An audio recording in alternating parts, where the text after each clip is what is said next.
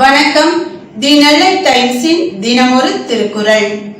புறந்தூய்மை நீரான் அமையும், அகத்தூய்மை வாய்மையால் காணப்படும். புறத்தை தூய்மையாக விளங்குதல் நீரினால் ஏற்படும், அதுபோல அகத்தை தூய்மையாக விளங்குதல் வாய்மையால் உண்டாகும். தொடர்வது தி நெல்லை டைம்ஸின் இன்றைய முக்கிய செய்திகள். நாங்குநேரியில் முதலமைச்சர் மு க ஸ்டாலின் பிரச்சாரம். மோடி மீண்டும் பிரதமராக வரக்கூடாது, பாஜக முன்னாள் எம்பி சுப்பிரமணிய சுவாமி. திமுக, அதிமுக, பாரதிய ஜனதா உள்ளிட்ட கட்சிகளின் வேட்பாளர்கள் இன்று மனு தாக்கல். இனி விரிவான செய்திகளை பார்க்கலாம். நாங்குநேரியில் முதலமைச்சர் மு க ஸ்டாலின் பிரச்சாரம். தமிழ்நாட்டில் பாராளுமன்ற தேர்தல் ஏப்ரல் மாதம் 19ஆம் தேதி நடைபெறுகிறது.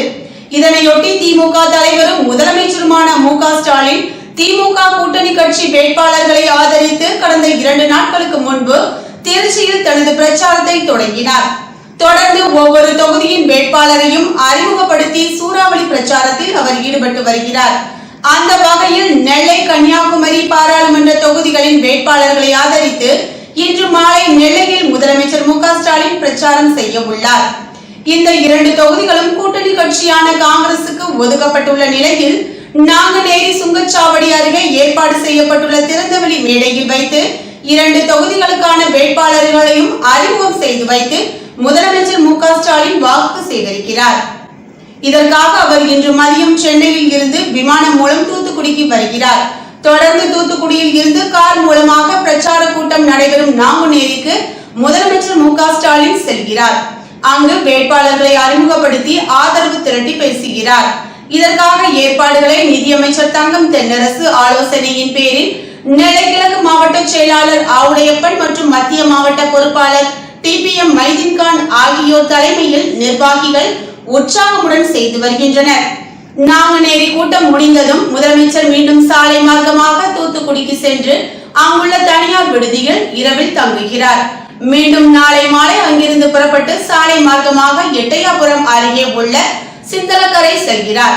அங்கு தூத்துக்குடி பாராளுமன்ற தொகுதி திமுக வேட்பாளர், ராமநாதபுரம் தொகுதியில் போட்டியிடும் கூட்டணி கட்சி வேட்பாளர் ஆகியோரை அறிமுகம் செய்து வைத்து மு க ஸ்டாலின் ஆதரவு திரட்டுகிறார். தொடர்ந்து அங்கிருந்து புறப்பட்டு விருதுநகர் செல்லும் மு க ஸ்டாலின் அங்கு இரவில் தங்குகிறார். முதலமைச்சர் வருகையொட்டி கட்சி நிர்வாகிகளும் தொண்டர்களும் உற்சாகம் அடைந்துள்ளனர்.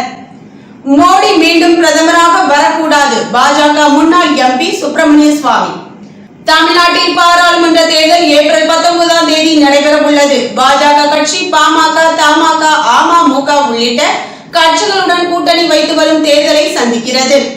மதுரையில் நிகழ்ச்சி ஒன்றில் கலந்து கொண்ட செய்தியாளர்களிடம் பேசிய பாஜக முன்னாள் எம்பி சுப்பிரமணிய சாமி, பாஜக கேட்டால் பிரச்சாரத்திற்கு செல்வேன், ஆனால் என்னிடம் கேட்கவில்லை.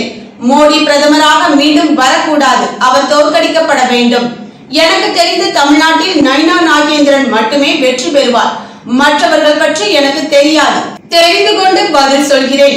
இந்தியா எல்லையில் சீன ஆக்கிரமிப்பு குறித்து பிரதமர் மோடி எந்த நடவடிக்கையும் எடுக்கவில்லை. பொருளாதார ரீதியாக பாஜக அரசியல் எந்த ஒரு முன்னேற்றமும் இல்லை.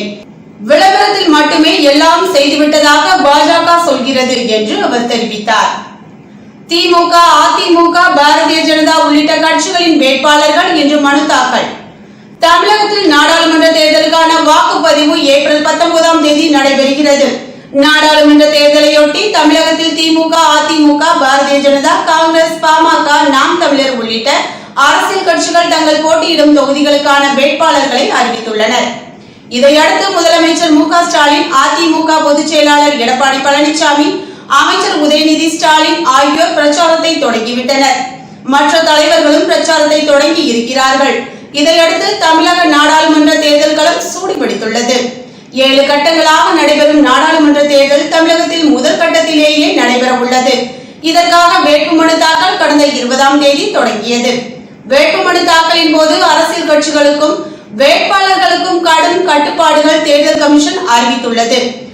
அதன்படி வேட்புமனு தாக்கல் 20ஆம் தேதி முதல் 27ஆம் தேதி வரை வேலை நாட்களில் தினமும் காலை 11 மணி முதல் மாலை 3 மணி வரை மட்டும் பெறப்படும்.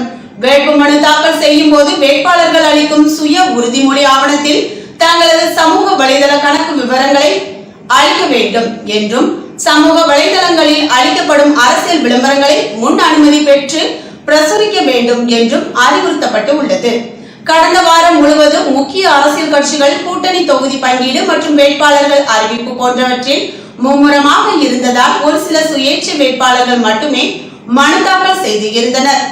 வேட்புமனு தாக்கல் செய்ய கடைசி 27ஆம் தேதி ஆகும்.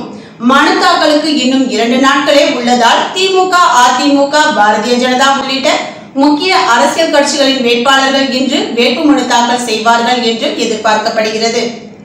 வேட்புமனு தாக்கல் செய்யும் அலுவலகங்கள் முன்பு பாதுகாப்பு கருதி வழக்கத்தை விட அதிகமான போலீசார் குவிக்கப்பட்டுள்ளனர். 28ஆம் தேதி வேட்புமனு தாக்கல் மீதான மறுபரிசீலனை நடைபெறுகிறது. வேட்புமனுக்கள் திரும்ப பெற 29ஆம் தேதி கடைசி நாள் என்றும் அறிவிக்கப்பட்டு இருக்கிறது. திமுக கூட்டணி கட்சி வேட்பாளர்களை ஆதரித்து கமலஹாசன் 29ஆம் தேதி முதல் பிரச்சாரம். நாடாளுமன்ற தேர்தலில் திமுக கூட்டணியில் மக்கள் நீதி மய்யம் இணைந்தது. அந்த கட்சிக்கு இந்த தேர்தலில் போட்டியிட வாய்ப்பு வழங்கப்படவில்லை என்றாலும் ஒரு மாநிலங்களவை எம்பி பதவி ஒதுக்கப்பட்டது. இந்த நிலையில் திமுக கூட்டணிக்கு ஆதரவாக மக்கள் நீதி மய்யம் கட்சியின் தலைவர் கமலஹாசன் 29ஆம் தேதி முதல் பிரச்சாரம் மேற்கொள்கிறார். அவர் ஈரோடு, சேலம், வடசென்னை, மத்திய சென்னை, தென் சென்னை, ஸ்ரீபெரும்புதூர், தூத்துக்குடி, கோவை, பொள்ளாச்சி ஆகிய தொகுதிகளில் போட்டியிடும் திமுக வேட்பாளர்களை ஆதரித்து திருச்சி தொகுதியில் போட்டியிடும் மதிமுக வேட்பாளர் துரை வைகோ, சிதம்பரம் தொகுதியில் போட்டியிடும் விடுதலை சிறுத்தைகள் கட்சி வேட்பாளர் தொல் திருமாவளவன், மதுரை தொகுதியில் போட்டியிடும் மார்க்சிஸ்ட் கம்யூனிஸ்ட் கட்சி வேட்பாளர் வெங்கடேசன், திருப்பூர் தொகுதியில் களம் காணும் இந்திய கம்யூனிஸ்ட் வேட்பாளர் சுப்ராயன் ஆகியோரை ஆதரித்தும் வாக்குகள் சேகரிக்க உள்ளார். கமலஹாசனின் பிரச்சார பயணம் விவரம் வருமாறு: 29ஆம் தேதி ஈரோடு, 30ஆம் தேதி சேலம், ஏப்ரல் 2ஆம் தேதி திருச்சி, 3ஆம் தேதி சிதம்பரம், 4ஆம் தேதி ஸ்ரீபெரும்புதூர், 7ஆம் தேதி சென்னை, 10ஆம் தேதி மதுரை, 11ஆம் தேதி தூத்துக்குடி, 14ஆம் தேதி திருப்பூர், 15ஆம் தேதி கோவை, 16ஆம் தேதி பொள்ளாச்சி. இவ்வாறு பயண திட்டம் வகுக்கப்பட்டு உள்ளது. 10ஆம் வகுப்பு பொதுத் தேர்வு நாளை தொடக்கம். மே 10ஆம் தேதி முடிவுகள் வெளியாகும். 10ஆம் வகுப்பு பொதுத் தேர்வு நாளை செவ்வாய்க்கிழமை தொடங்கி ஏப்ரல் 8ஆம் தேதி வரை நடைபெறுகிறது. முதல் நாளில் தமிழ் உள்ளிட்ட மொழி பாடங்களுக்கான தேர்வு நடைபெறுகிறது. இந்த தேர்வை 12,616 பள்ளிகளில் இருந்து 9.10 லட்சம் மாணவ மாணவிகள், 28.827 தனி தேர்வாளர்கள், 235 சிறை கைதிகள் உள்ளிட்ட மொத்தம் 9.38 லட்சம் பேர் எழுதுகின்றனர். இதையொட்டி மாநிலம் முழுவதும் 4107 தேர்வு மையங்கள் அமைக்கப்பட்டுள்ளன. பொது தேர்வுக்கான அறை, தேர்வுக்கான கண்காணிப்பாளர் பணியில் 48,200 ஆசிரியர்கள் ஈடுபடுகின்றனர். முறைகேடுகளை தடுக்க 4,591 நிலையான மற்றும் பறக்கும் படைகள் அமைக்கப்பட்டுள்ளன. மாவட்ட கலெக்டர், முதன்மை கல்வி அலுவலர், வருவாய்த்துறை அதிகாரிகள் தலைமையிலும் சிறப்பு கண்காணிப்பு குழுக்கள் ஏற்படுத்தப்பட்டுள்ளன. ஆள் மாறாட்டம் செய்வது, தேர்வு அதிகாரியிடம் முறைகேடாக நடப்பது, விடைத்தாள் மாற்றம் செய்வது ஆகிய ஒழுங்கின செயல்களில் ஈடுபட்டால் மாணவர்கள் மீது கடும் நடவடிக்கை எடுக்கப்படுகிறது. அதிகபட்சம் 3 ஆண்டு அல்லது நிரந்தரமாக தேர்வு எழுத தடை விதிக்கப்படும். ஒழுங்கின செயலை ஊக்கப்படுத்த முயன்றால் பள்ளி அங்கீகாரம் ரத்து செய்யப்படும் என்றும் எச்சரிக்கப்பட்டுள்ளது. ஏப்ரல் 12ஆம் தேதி முதல் 22ஆம் தேதி வரை விடைத்தாள் திருத்தும் பணி நடைபெறும். தேர்வு முடிவு மே 10ஆம் தேதி வெளியாகும் என தேர்வுத்துறை தெரிவித்துள்ளது. பதற்றமின்றி தேர்வை எதிர்கொள்ளுங்கள். 10ஆம் வகுப்பு மாணவர்களுக்கு முதல்வர் வாழ்த்து. பதற்றமின்றி தேர்வை எதிர்கொள்ளுங்கள் என 10ஆம் வகுப்பு பொதுத் தேர்வை எழுத உள்ள மாணவர்களுக்கு முதல்வர் ஸ்டாலின் வாழ்த்து தெரிவித்துள்ளார். இது குறித்து முதல்வர் ஸ்டாலின் எக்ஸ் சமூக வலைதளத்தில் வெளியிட்டுள்ள அறிக்கையில் கூறியிருப்பதாவது: 10ஆம் வகுப்பு பொதுத் தேர்வை எழுத உள்ள எனது அருமை மாணவ செல்வங்களே, ஆல் தி பெஸ்ட். நீங்கள் பதற்றமின்றி தேர்வை எதிர்கொள்ளத்தான் வினாத்தாளை படித்து பார்க்க முதலில் 10 நிமிடங்கள் வழங்கப்படுகிறது. அதை முழுமையாக பயன்படுத்திக் கொள்ளுங்கள். இதனை மற்றும் ஒரு தேர்வாக கருதி நம்பிக்கையோடு எழுதி வெற்றி பெறுங்கள். பெற்றோர்களும் உங்கள் பிள்ளைகள் உரிய நேரத்தில் தேர்வு மையத்திற்கு சென்றிடுவதை உறுதி செய்யுங்கள். இவ்வாறு அந்த அறிக்கையில் முதல்வர் ஸ்டாலின் கூறியுள்ளார். நீட் தேர்வுகள் எழுத உள்ள அரசு பள்ளி மாணவர்களுக்கு இன்று முதல் மீண்டும் பயிற்சி தொடக்கம். MBBS, PDS போன்ற மருத்துவ படிப்புகளுக்கு நீட் தேர்வு மதிப்பெண் அடிப்படையிலேயே மாணவர் சேர்க்கை நடக்கிறது. அந்த வகையில் நடப்பாண்டுக்கான நீட் தேர்வு வருகிற மே மாதம் 5ஆம் தேதி நடைபெற உள்ளது. இதற்கான விண்ணப்ப பதிவு ஏற்கனவே முடிந்த நிலையில் நாடு முழுவதிலும் இருந்து 23,81,833 பேர் விண்ணப்பித்து இருப்பதாக தகவல்கள் வெளியாகியுள்ளன. இதில் அரசு மற்றும் அரசு உதவி பெறும் பள்ளிகளில் இருந்து மட்டும் 13,200 மாணவ மாணவிகள் விண்ணப்பித்துள்ளனர். பள்ளி கல்வித்துறை சார்பில் அரசு மற்றும் அரசு உதவி பெறும் பள்ளி மாணவ மாணவிகளுக்கு நடப்பாண்டு நீட், JEE நுழைவுத் தேர்வுகளுக்கு பயிற்சியை வழங்கி வந்தது. பொது தேர்வு வந்ததால் அந்த பயிற்சி நிறுத்தி வைக்கப்பட்டு இருந்தது. இந்த நிலையில் மீண்டும் இன்று முதல் நீட் தேர்வுக்கான பயிற்சி தொடங்க இருப்பதாக பள்ளி கல்வித்துறை தெரிவித்துள்ளது.